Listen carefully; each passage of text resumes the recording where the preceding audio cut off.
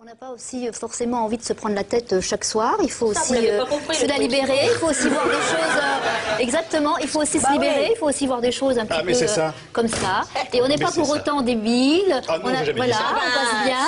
Non, il a dit que les discours étaient. Voilà le discours. Ne confondons pas. Essayer de voir quelque chose de brillant et se prendre la tête. Il n'y a pas de discours. On ne peut pas simplement ranger tous ceux qui réfléchissent dans le clan de ceux qui se prennent la tête.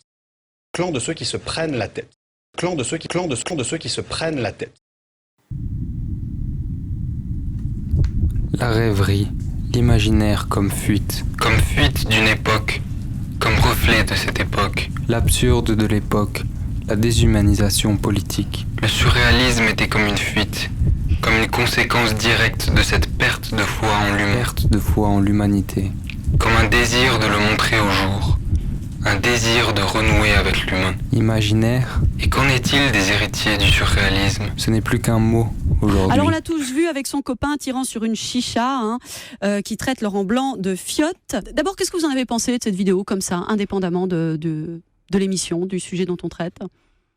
La vidéo, sincèrement, c'est surréaliste. Surréaliste le nombre de ministres délinquants qui restent au pouvoir. Voilà. Surréaliste. Ce fut une rencontre sympathique. Surréaliste, mais sympathique.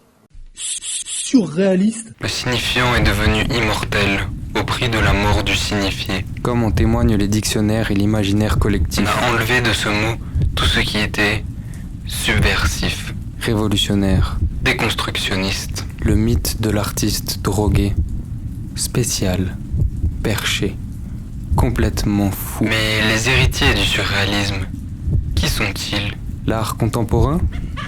C'est le trou de la baignoire. Le trou de la douche? Comment ça s'appelle? Qu'importe, c'est un tout à l'égout. Mais l'époque, elle n'est plus la même. Qu'est-ce que l'imaginaire contemporain? La liberté? Les surréalistes, ils étaient dans la liberté. Nous, on est dans l'imaginaire de la liberté. Duchamp, il nous avait avertis. Ils en ont fait un mouvement. L'individualisme dans l'art. Le mouvement de l'individu roi, de la communauté fantôme, de l'intrication malade. Je fais de l'art, je suis contemporain. Pas de personnalité propre, de mouvement, d'idées, de rassemblement. C'est disparate, c'est du consommable. On vient, on regarde, on repart. On ne rêve pas. L'amour fou, aide-nous, dis-nous, révèle-toi. N'es-tu qu'un imaginaire? N'es-tu qu'une succession de rêveries? Comme l'a dit Wikipédia. À quoi rêve l'homme de l'amour fou? À quoi rêve la femme de l'amour fou? À l'évasion? À la liberté? Dans quelle mesure la compréhension de l'amour fou nécessite une évasion permanente du lecteur? Dans quelle mesure devons-nous connaître la vie d'André Breton pour apprécier l'amour fou? Es-tu une œuvre immanente ou une œuvre pleine de trous?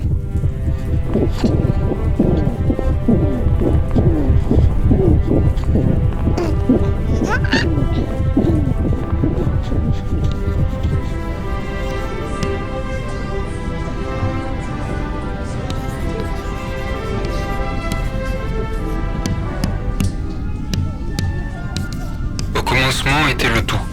Tu verras l'imaginaire classique et sa rêverie. Dans ta chute, tu verras l'imaginaire dans le surréalisme. Au réveil, tu entreras dans l'imaginaire de Breton. L'amour flou.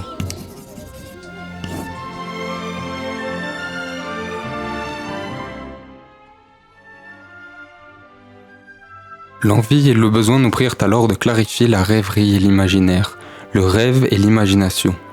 Il serait bon, dans un premier temps, de s'arrêter sur une définition de l'imaginaire telle qu'elle nous est présentée dans un dictionnaire.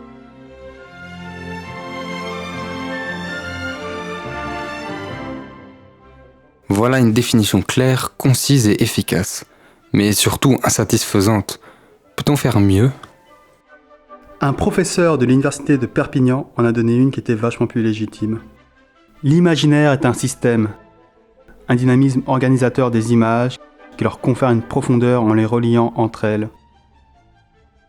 L'imaginaire n'est donc pas une collection d'images additionnées, un corpus, mais c'est un réseau où le sens est dans la relation. Je l'aime bien ce mot « réseau ». Je pense à la théorie des réseaux. Ce jeu de nœuds et de liens, et je pense à son application dans le domaine de la sociologie. Et comme le disaient les sociologues Degen et Forzé, les comportements des individus sont liés aux structures dans lesquelles ils s'insèrent. André Breton est un individu avec son imaginaire propre. Si on le relie avec ses camarades surréalistes, on fait face à l'entité, les surréalistes, qui, elle, possède un imaginaire qui lui est propre.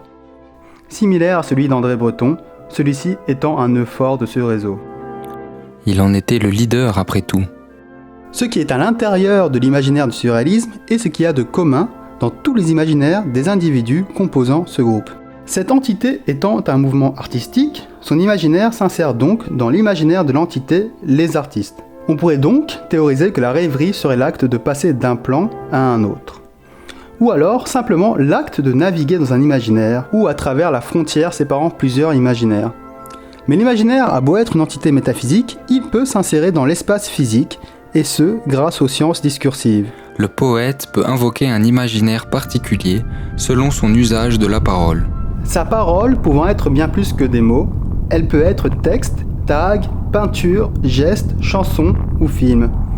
En résumé, la notion de parole transcende celle de média. Et pour invoquer un imaginaire en particulier, le poète ou l'artiste se doit de fournir un nombre minimum d'éléments signifiants issus de l'imaginaire en question, chacun ayant un poids, une valeur différente et le tout dépendant du récepteur du message.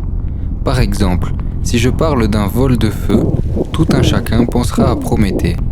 Si je te parle maintenant de tours jouées à un dieu, de carcasses vides, seuls les connaisseurs du mythe de Prométhée le ressentiront à travers mes mots. Et donc, une fois qu'un imaginaire a été invoqué dans un texte, l'aura du premier va teinter le second pendant un temps donné. Un texte n'étant pas que simplement des caractères écrits sur une feuille, ici le texte est une succession de paroles. Ça me rappelle le principe de l'amorçage en psychologie moderne. Par exemple, lorsque le journal de 20 heures consacre 12 minutes sur les désagréments causés par la grève des cheminots et 2 minutes sur leurs revendications, tu seras alors plus enclin à critiquer le mouvement de grève. Et pour que cette teinte dure, il faut jeter à nouveau des bûches dans le feu. Il faut réinvoquer cet imaginaire en redonnant des paroles faisant partie de l'isotopie déjà utilisée. Observons ce principe dans l'amour fou.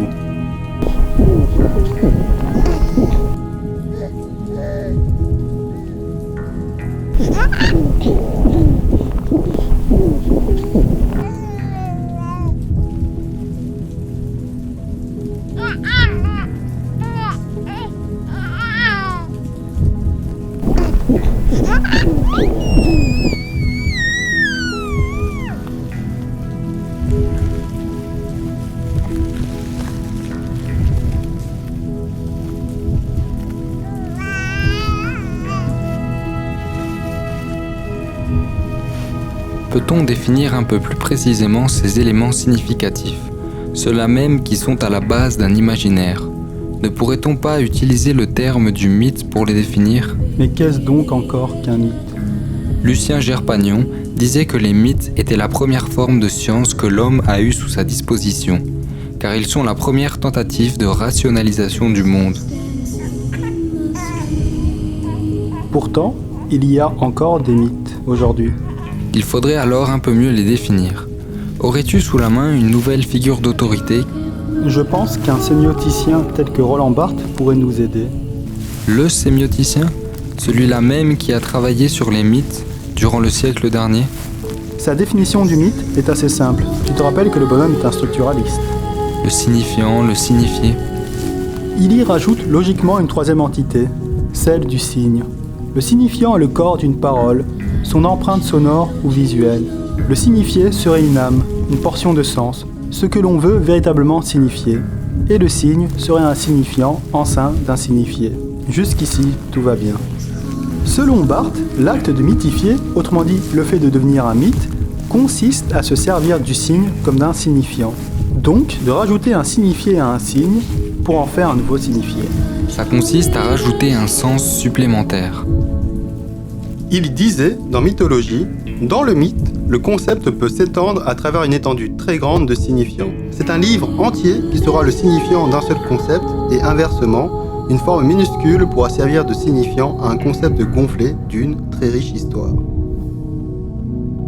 Par exemple, si moi, étudiant à l'Université du Luxembourg, en bachelor de culture européenne, je lis sur une feuille qui m'a été distribuée en cours par un professeur la phrase suivante « Va, je ne te hais point », le sens que je vois en elle n'est pas celui d'une personne qui me dit qu'elle m'aime, mais plutôt le fait que cette phrase a été élevée au rang d'explication d'une litote.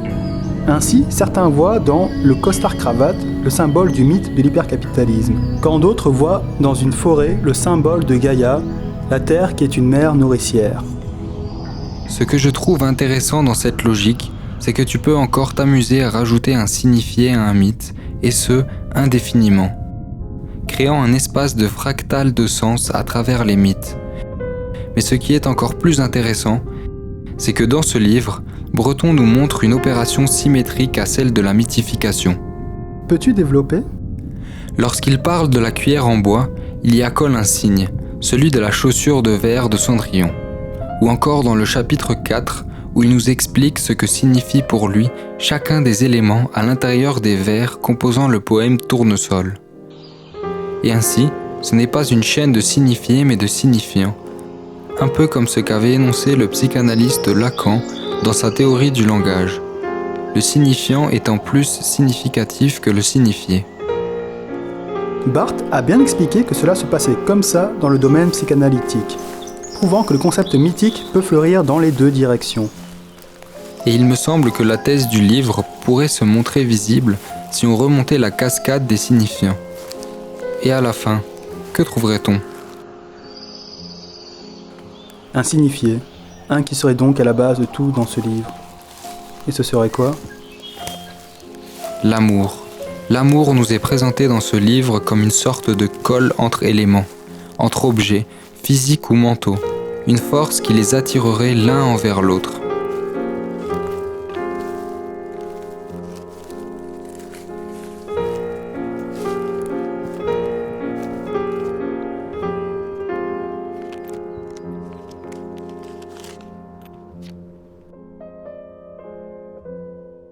Je dirais même que ce n'est pas l'amour le premier moteur de ce livre, mais plutôt l'acte d'aimer.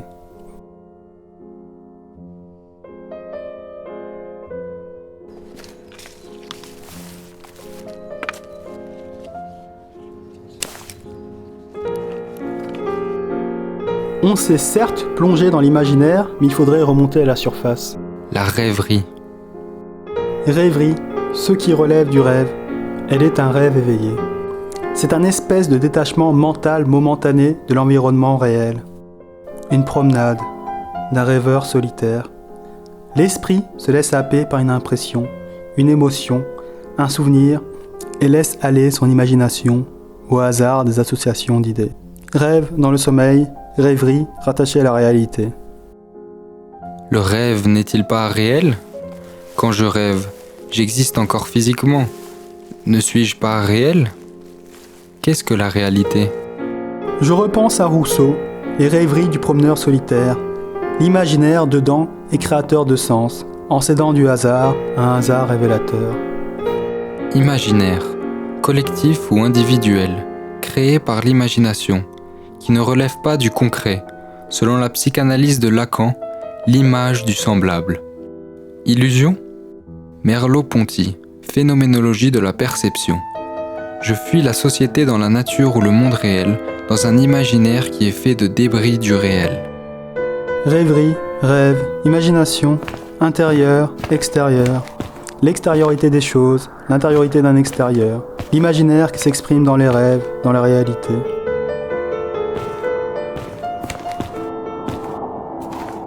Donc l'histoire de ce personnage commencerait par la chute. Au début, ça a commencé comme ça. Pas chez Breton, pas dans l'amour fou. Ça pourrait commencer autrement. Au commencement était le tout, la naissance de l'univers d'un individu. Dans l'amour fou, il y a la figure de style de l'incomplet, qui se crée petit à petit. Il n'y a pas de naissance directe, mais une naissance progressive. Dans l'amour fou, on naît à la fin.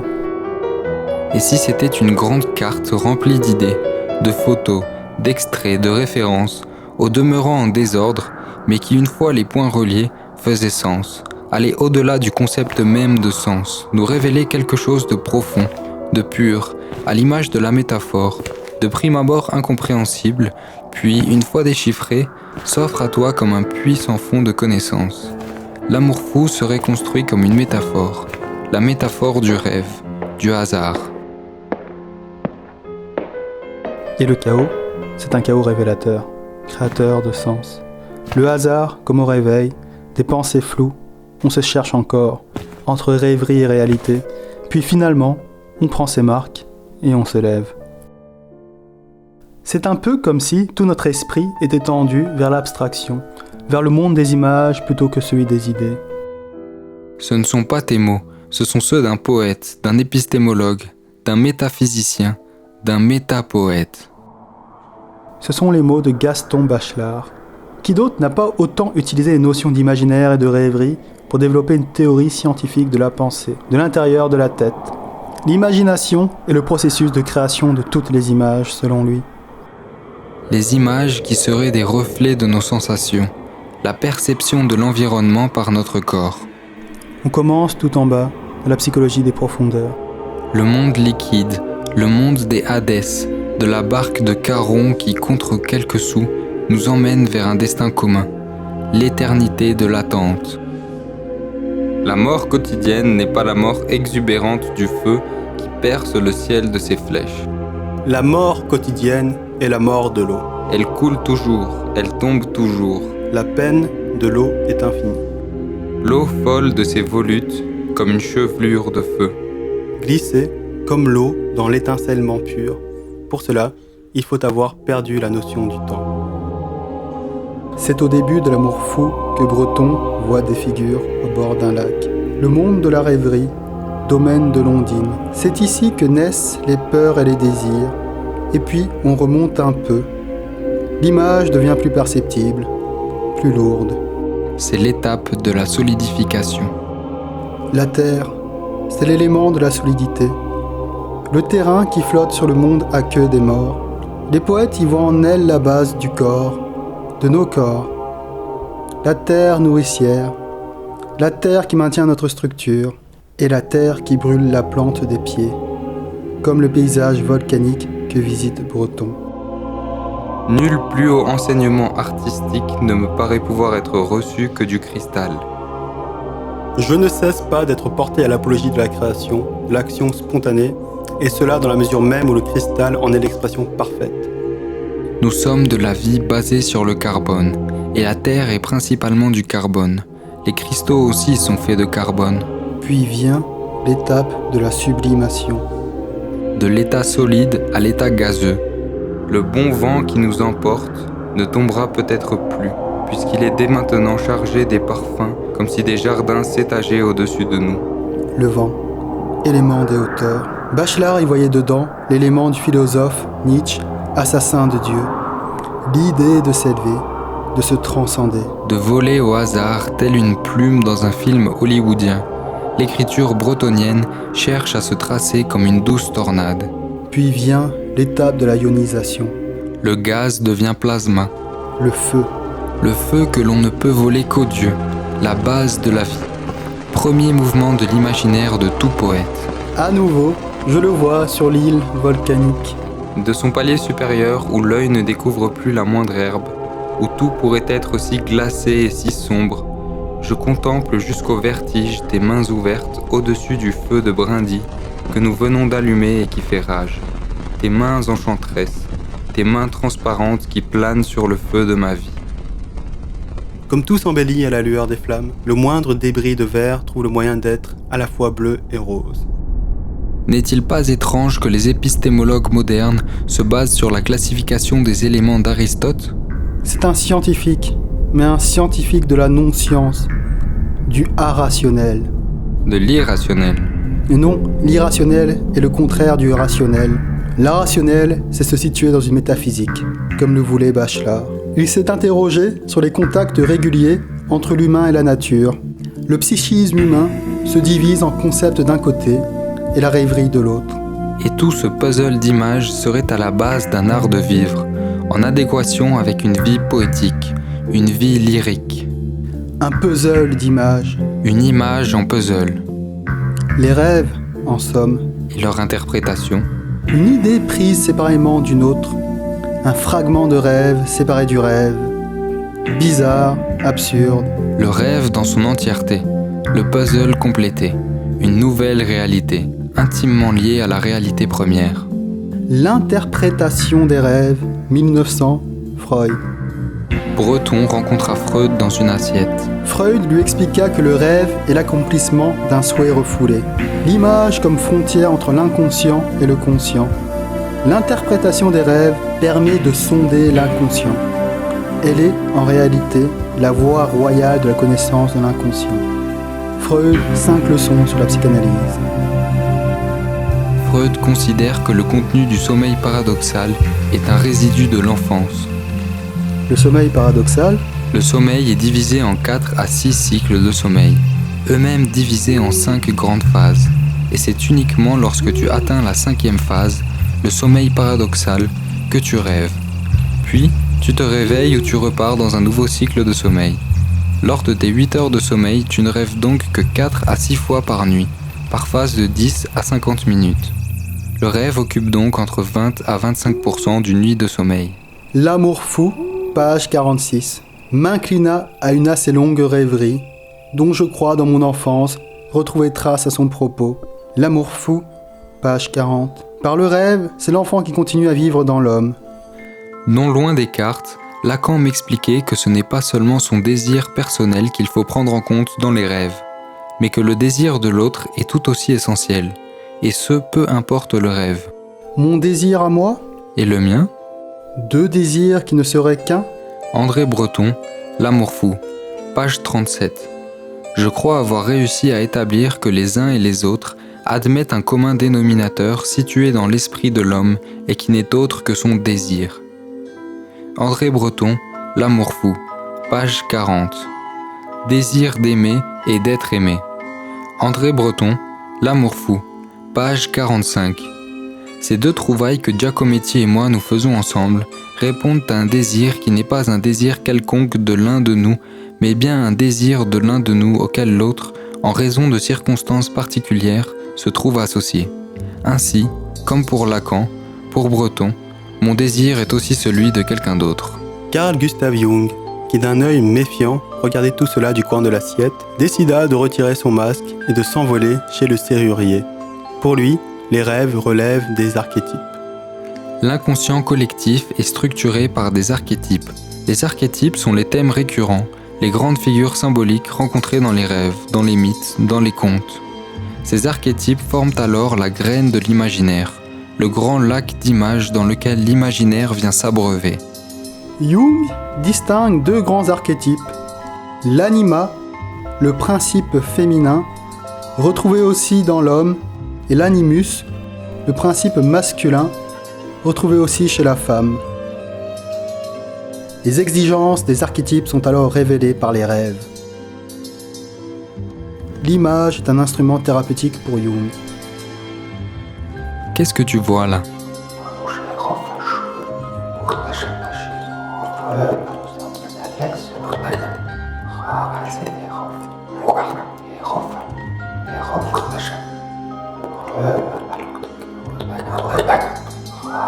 Ce ne sont que des tâches. Tu n'as pas écouté la présentation. Ton imaginaire y associe une forme. C'est une pareidolie. Comme ici, tu vois un visage. Ici, tu as l'impression d'y voir Mickey. Mais tout ça se passe dans ta tête et non dans l'image. L'imaginaire existe avant la réalité, le signifiant avant le signifié. Ou alors l'imaginaire est une deuxième réalité, coexistante avec la première, qui parfois prend le devant sur celle-ci. Le rêve invente une néo-réalité en assemblant, en agençant des éléments, en les combinant. Le rêve met en mots l'imaginaire qui est traduit dans le rêve. Les surréalistes puisent dans ce fond commun que sont les rêves et l'imaginaire, dans ce puzzle. Il n'est pas impossible que l'étude du rêve nous permette de comprendre à leur tour ces créations de l'imagination populaire. L'inconscient se sert, pour représenter les complexes, d'un certain symbolisme, symboles tels que nous les retrouvons dans les légendes et les mythes. L'amour fou, page 39. Cette soif d'errer à la rencontre de tout. À l'image du hasard des objets et de la rencontre, dans le rêve, il y a une sorte d'errance de l'inconscient qui par la rencontre de deux idées ou images, au demeurant farfelues, vont créer un signifiant interprétable à travers l'analyse revendiquée par la psychanalyse, la psychologie ou celle que tu vas porter sur toi-même. Seules, les idées, les images n'étaient rien. Ensemble, elles seront tout. Dans la nuit, je rêvais que le rêve était la clé, la voie d'accès. Derrière les branchages de la vie, le rêve. Et derrière le rêve, la réalité, la vraie, l'inconscient, la liberté. Puis je l'ai rencontré. Je me trouvais dans un désert, seul. Tout autour de moi était liquide, impalpable. Derrière la brume, j'aperçus un homme, André Breton. C'est ainsi qu'il s'est présenté. Il me disait que le procès de la connaissance n'étant plus à faire, l'intelligence n'entrant plus en ligne de compte, le rêve seul laisse à l'homme tous ses droits à la liberté. L'idéal de liberté, la quête de l'inconscient rimait avec liberté. L'inconscient était liberté, l'intouchable, la liberté ultime, l'inviolable, indérobable. Le voilà, l'imaginaire surréaliste. Le surréalisme est-il alors aussi surréel ? C'est son univers qui l'est. Et l'art contemporain alors ? Le surréalisme, ce ne sont pas des gens qui s'amusent sous drogue. Ça, c'est une partie de l'art contemporain. Chez les surréalistes, il y avait une réelle idée derrière, une aspiration, une recherche, des références. Ce n'était pas le rêve et le hasard avant tout, c'était les rêves et le hasard comme nouvelle tentative d'explorer le monde, l'humain, comme tentative de nouvelles réponses aux questions éternelles, aux questions existentielles. Ce n'est pas juste l'onirisme ou le surréel contre le réel, mais bien le mélange des deux. La dialectique entre réel et imaginaire, personnel ou collectif. La dichotomie entre extérieur et intérieur. L'imbrication des deux. Intériorisation du monde extérieur et extériorisation d'une intériorité, elle-même fruit du monde extérieur. L'imaginaire, fruit d'une certaine réalité, prenant vie dans les rêves et construisant sa propre réalité parallèle, ou influençant à son tour la réalité qui de nouveau influencera une certaine mythologie dans laquelle viendra puiser l'imaginaire. L'ouroboros, l'éternel retour, le cycle de la vie, Sisyphe, Ré qui se bat corps et âme dans les mondes souterrains des forces des ténèbres pour apporter le soleil chaque matin. Mais qu'est-ce que la réalité ? Philippe K. Dick, la réalité est ce qui continue d'exister lorsqu'on cesse d'y croire.